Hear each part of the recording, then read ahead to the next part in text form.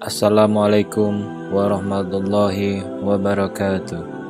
Selamat datang di Fadilah Sholawat TV channel. Jangan lupa untuk like, subscribe, dan aktifkan loncengnya agar senantiasa mendapatkan tausiah-tausiah terbaru dari channel kami. Marilah kita simak videonya sekarang. Ada satu orang disebutkan dari tabi'in. Dia tidak pernah mendengar azan di luar masjid. Tidak pernah mendengar azan di luar masjid. Ditanya, kok bisa luar biasa istiqomah seperti ini? Kata beliau, azan itu panggilan untuk orang yang lalai. Saya tidak mau jadi orang lalai, makanya saya datang sebelum azan. Coba sikap mereka. Karena mereka menghargai ibadah, menikmati ibadah, menjadikan ibadah itu utama. Karena memang kita diciptakan untuk ibadah, bukan untuk hal yang lain. Bukan untuk hal yang lain. Bukan untuk urus keluarga, bukan untuk urus anak, bukan untuk urus nafkah dan rezeki. Ini semua sampingan, bukan utama. Yang utama ibadah. Kalau ibadah ini beres, yang lain pasti beres. Sekarang kita mendahulukan, kan cari nafkah ibadah, urusi keluarga ibadah, dijadikan semua ibadah-ibadah. Ternyata yang terutama pun ditinggal. Muncul banyak masalah dalam kehidupan kita. Allah tidak pernah bikin kita masalah. Allah tidak senang kita bermasalah. Allah tidak senang kita susah. Tapi kita yang salah langkah. Kita yang salah langkah. Kemarin ada kawan saya, dia WA dan kecewa. Menghadapi sedikit ujian, dia punya keluarga besar dan rata-rata dari keluarganya kaya raya. Dan dia menangis curhat. Kenapa? Dia bilang, tidak ada yang mau bantu saya. Bahkan respon mereka tidak bagus. Saya merasa kecewa. Saya bilang, alhamdulillah respon mereka tidak bagus. Kamu seharusnya bersyukur, karena ini tanda Allah telah bantumu. Karena masih kamu mengharapkan dari manusia, maka kecewa. Responnya tidak sesuai, tidak yang diharapkan, kecewa. Jangan berharap dari manusia, wallahi bakal kecewa. Jangan harap dari seorang pemimpin yang bisa merubah keadaan, wallahi bakal kecewa. Sekarang siapa rakyat tidak kecewa? Kecewa pimpinan daerahnya, kecewa kepala desanya, kecewa terhadap banyak, sampai ke presidennya. Banyak orang kecewa. Kenapa? Karena kita berharap orang ini mengganti semua keadaan kita menjadi lebih baik. Mengangkat semua penderitaan. Karena kita masih meyakini ini bisa membuat perubahan, Allah berikan ujian. Jangan harap terjadi perubahan. Karena perubahan itu kun fayakun, di tangan Allah, bukan di tangan manusia. Manusia ini hanya salah satu wasilah Allah hantarkan mereka untuk membantu manusia. Makanya ketika terpilih seorang pemimpin, kita minta sama Allah, ya Allah jadikan pemimpin ini yang baik, yang takwa, yang adil, yang amanah, untuk bisa membahagiakan rakyat Indonesia. Karena semuanya di tangan Allah. Kalau Allah turunkan hidayah, luar biasa.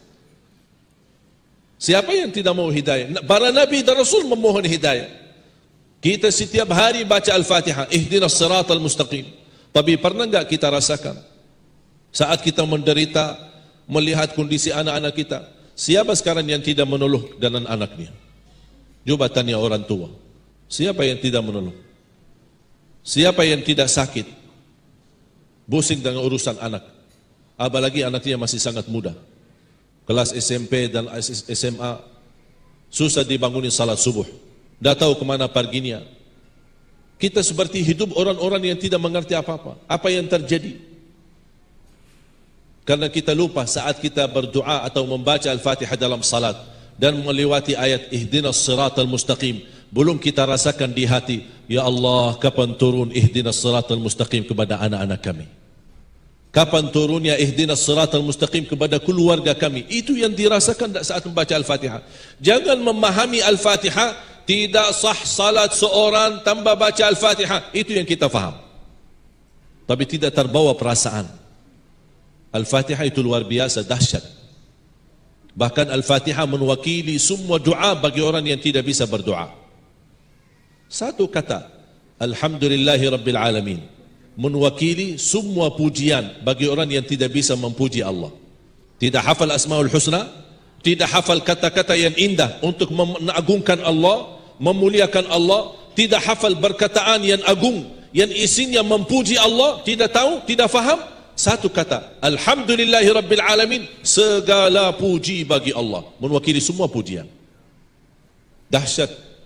Maka Rasulullah SAW bersabda, wa afdalud du'a alhamdulillahi rabbil alamin. Sebaik-baik doa alhamdulillahi rabbil alamin.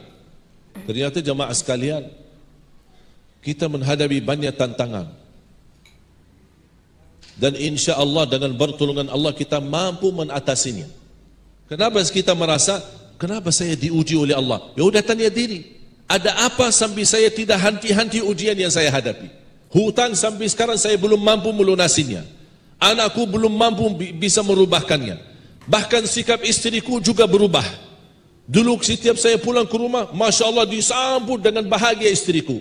Tiba-tiba berubah, tak pernah sambut lagi. Diam di kamarnya. Ada apa? Tanya diri, ada apa? Kok semua yang ada di sekitar kita berubah? Tak mungkin berubah sendiri. Pasti ada sesuatu. Maka Al-Hasan Al-Basri, ini menjadi pelajaran. Kata Imamul Hasan Al-Basri, Imamul Hasan Al-Basri dikenal sebagai salah satu imam tabi'in yang bertemu dengan sahabat Rasulullah, ulama besar. Beliau berkata, a'lamu taghayyura khuluq zawjati wa waladi wa dabbati min ma'siyati.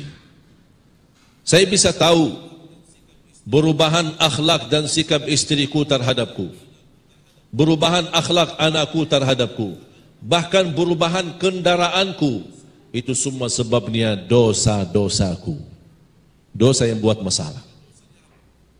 Kira-kira dosanya apa?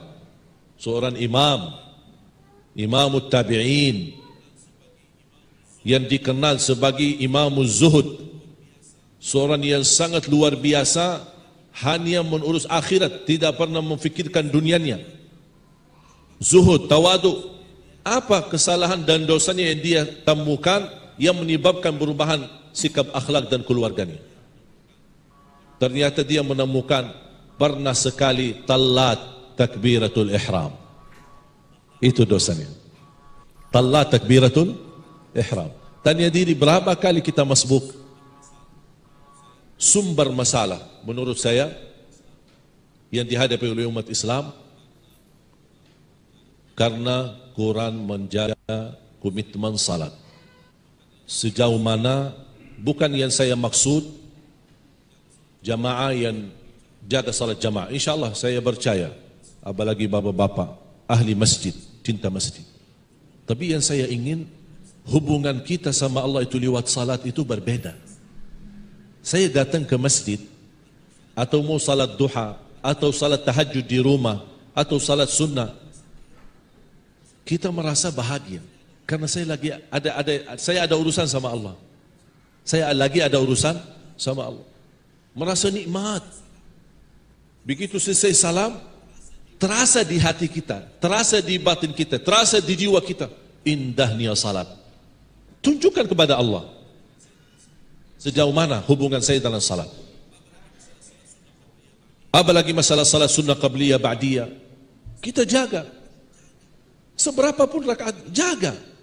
Tunjukkan kepada Allah, di tahun baru Hijriyah, saya ingin tunjukkan ya Allah, hubungan saya sama salat itu berbeda dengan sepanjang umur saya sampai titik ini. Beda tahun ini, beda. Supaya apa? Allah nanti wallahi akan Allah tunjukkan rizki berbeda, bahagia yang berbeda, keselamatan yang berbeda, keturunan yang berbeda. Allah uruskan semua. Saya memperhatikan satu, komitmen ayah sama ibu saya sama salat. Luar biasa. Ayah saya tidak pernah batal wudu. Batal wudu, wudu lagi. Batal wudu, wudu lagi. Tidak pernah, selalu dalam keadaan wudu. Dan sama salat luar biasa. Apalagi belakangan ini. Dulu masih di masa muda beliau, masih istilahnya kerja, berdagang, cari nafkah. Tapi tetap menjaga salat. Tapi kali ini, belakangan ini hampir 10 tahun atau 15 tahun belakangan ini, 5 waktu salat di Masjid Nabawi. Puluhan tahun tidak henti puasa Isnin Kamis. Setiap Isnin Kamis dia berpuasa, salat zuhur di Masjid Nabawi, habis salat zuhur ikuti jenazah. Coba di musim panas. Jenazah sampai dimakamkan. Habis dimakamkan, dia keluar pergi ke rumah sakit. Kunjungan silaturahim. Dia tidak kenal orang sakit. Masuk ke rumah sakit sampai ke atap di lantai 8. Dia kunjungi semua masjid. Assalamualaikum, semoga sembuh. Assalamualaikum, semoga sembuh. Assalamualaikum, semoga sembuh. Itu aja kerjaan. Begitu pulang menuju kembali ke Masjid Nabawi untuk salat asar, dia beli 1 dus air, bagikan air untuk orang tukang sapu yang sedang sapu di jalan. Karena kepanasan diberikan air minum. Dia sendiri kerjakan. Ayah saya sekarang hampir 75, tapi Masya Allah sehat. Sering saya datangkan, kalau jamaah datang bersama kami umrah, saya suka undang ke rumah di Madinah. Saya sembelih unta buat jamaah. Insya Allah saya undang semua jamaah. Ya, silahkan makan malam di rumah saya di Madinah. Ya, kalau berangkat ya bayar masing-masing. Pas begitu jamaah kami bertemu dengan ayah kami, orang belum saya bicara, dia langsung melihat ayah. Masya Allah, ini kakak yang besar ya, kakaknya. Enggak, ini ayah. Mereka kaget. Kok ini ayahnya bukan kakaknya? Karena masih segar. Komitmennya luar biasa salat.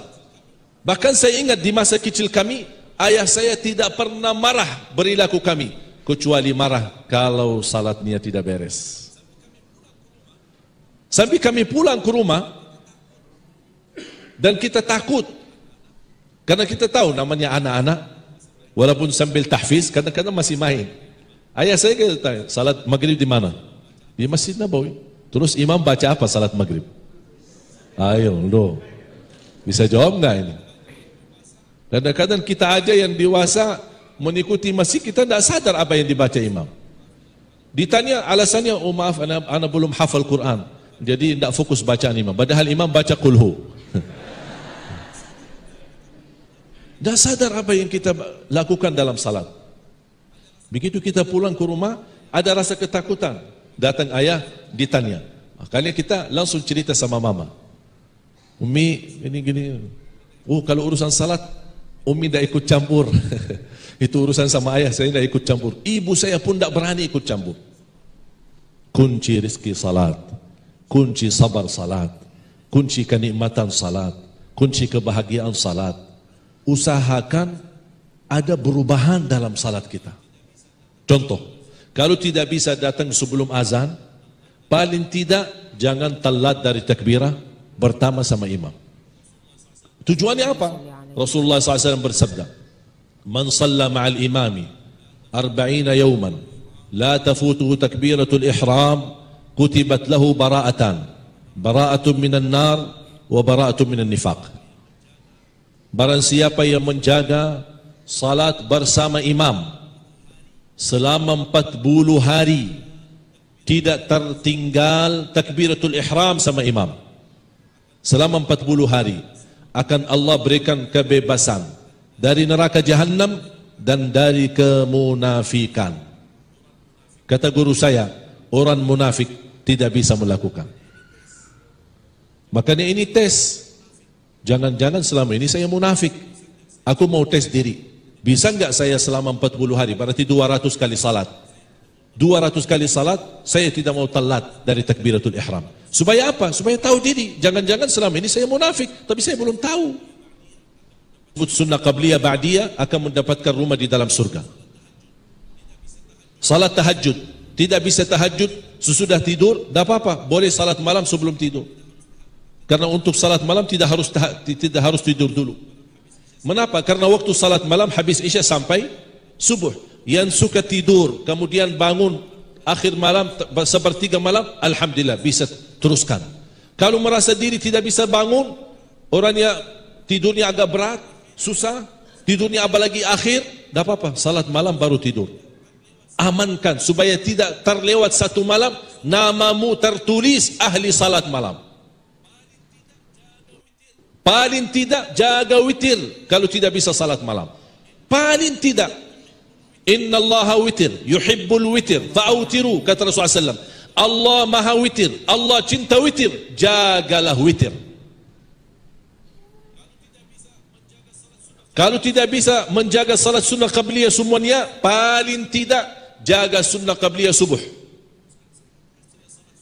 Ini sekarang saya salat sunnah qabliyah karena langsung iqamat, karena waktu antara azan dan iqamat tidak terlalu lama biasa di Indonesia. Dua sunnah Rasulullah tidak pernah tinggalkan. Beda makna, beda kalimat, tapi semuanya satu. Kapan dilakukan? Sesudah azan, sebelum iqamat. Pahalanya lebih besar daripada dunia dan seisinya. Allahu Akbar. Ini sunnahnya bisa besar pahalanya daripada dari dunia dan seisinya. Apalagi salat subuhnya. Coba kita perbaiki hubungan kita sama salat. Saya biasakan anakku, saya biasakan istriku, kalau telat salat, saya tidak bicara sama mereka. Tidak bicara. Dia tanya, saya tidak jawab. Satu hari saya tidak bicara. Baru dia datang minta maaf. Tidak perlu minta maaf.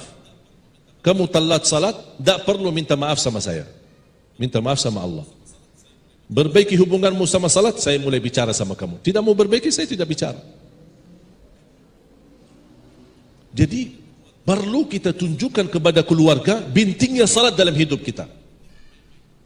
Tidak boleh dipermain-mainkan.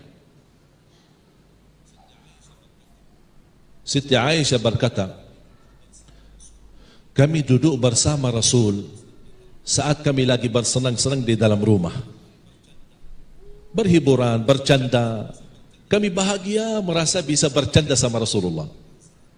Ketika terdengar azan, kata Siti Aisyah, sungguh Rasulullah seperti tidak kenal aku lagi. Baru lagi bermain-main, bercanda-canda sama istrinya. Begitu mendengar azan, kata Siti Aisyah, wallahi seperti Rasul tidak kenal aku lagi. Karena sekarang bukan urusan istri, tapi urusan sama Allah. Makanya jangan heran kalau Rasulullah ketika salat mampu panjang salatnya sambil bangkak kakinya.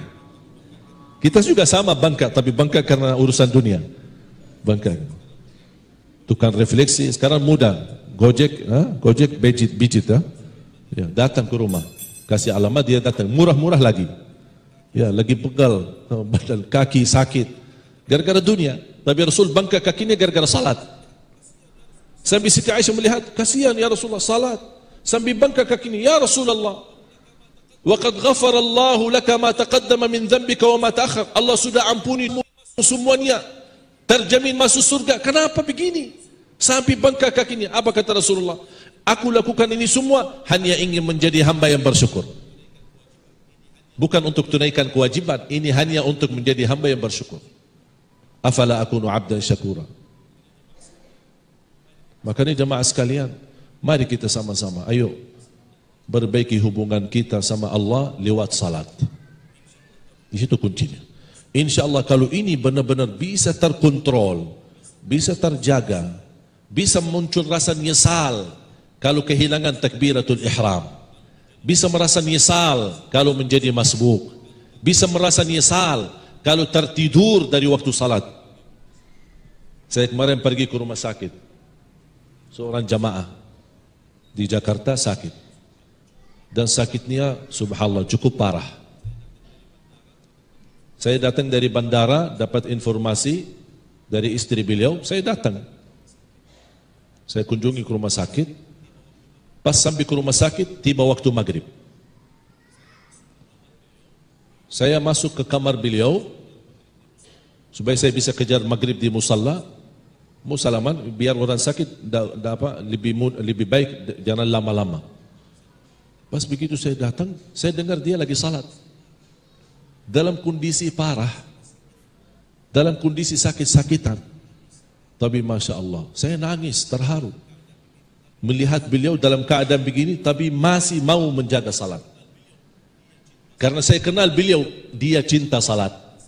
Makanya di dalam keadaan sakit, Allah kasih kemampuan, dia tunaikan salatnya. Karena tidak ada uzur dan tidak ada alasan kita boleh tinggalkan salat. Tidak ada. Banyak ibadah kita bisa tinggalkan kalau ada alasan. Tidak puasa, sakit, boleh tidak puasa. Zakat tidak mampu, berarti tidak ada zakat. Haji boleh jatuh ibadah haji dijatuhkan bagi orang yang tidak mampu. Salat bisa dijatuhkan? Tidak bisa. Tidak bisa wudu? Tayammum. Dah bisa berdiri, duduk. Dah bisa duduk, berbaring. Dah bisa menghadapi kiblat, kemana saja pergi. Kemana saja. Kalau tidak ada yang bantu menarahkan. Dimanapun keadaan kita boleh. Boleh enggak tinggalkan salat? Tidak boleh. Sakit, tidak bisa mundar mandir setiap waktu salat, boleh jamak. Musafir, boleh enggak tinggalkan salat karena jauh-jauh? Tidak boleh. Ada jamak kasar. Allah ringankan, tapi tidak boleh tinggalkan. Hanya ada dua alasan boleh tinggalkan salat. Satu, murtad, keluar dari Islam. Oh, boleh, dah usah salat. Sudah murtad. Yang kedua, paham gak ini?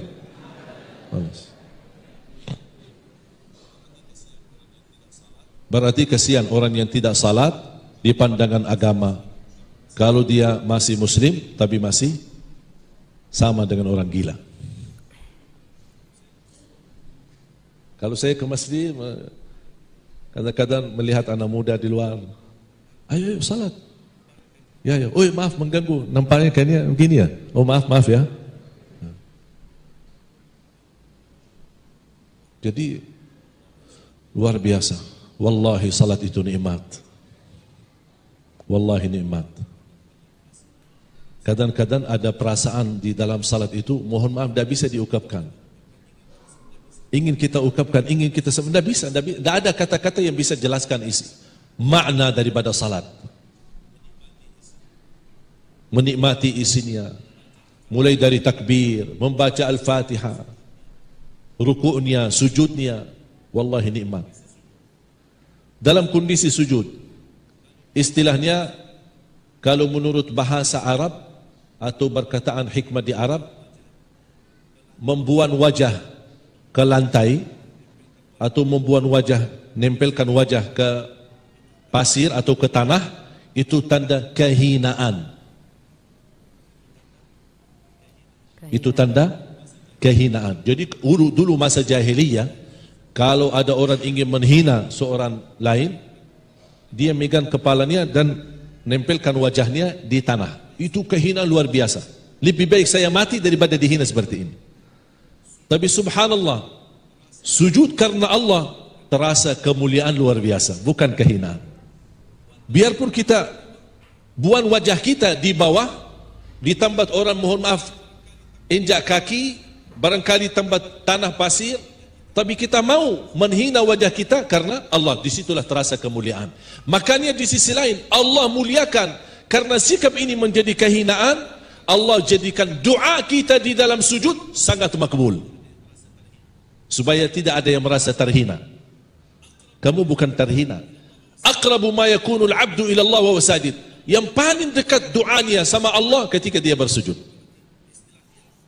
Berarti istilahnya kita hina diri karena Allah, Allah angkat kita dan menabulkan doa kita. Makanya kalau kita perhatikan dalam Al-Quran, banyak Allah sebutkan sujud, kata sujud. Banyak Allah sebutkan. Amman huwa qanitun ana al-layli sajidan wa qa'iman yahdharul akhirah wa yarju rahmata rabbih. Allah mendahulukan kata sajidan sebelum berdiri. Padahal yang duluan mana? Berdiri. Saking betapa banyak rahasia di dalam salat. Istilahnya kalau kita ada tempat sampah, pas kita buang sampah, kadang-kadang masih ada yang tersisa kan? Kita buang lagi supaya yang tersisa keluar. Makanya ada hikmah, kenapa 2 kali sujud?